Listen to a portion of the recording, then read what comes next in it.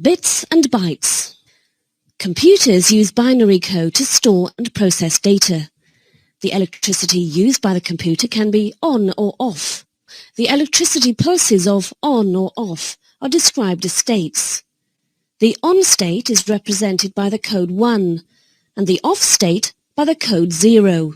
The name bit comes from the words binary digit, which can be either 1 or 0. 1 kilobyte equals 1024 bytes. 1 megabyte equals 1024 kilobytes. 1 gigabyte equals 1024 megabytes. 1 terabyte equals 1024 gigabytes. RAM. RAM stands for Random Access Memory. RAM is a temporary memory that only operates when the computer is on. Data currently in use in the RAM must be saved to the hard disk, or it will be lost when the computer is switched off. ROM stands for Read-Only Memory. ROM is a permanent memory where data and programs essential to the CPU are placed.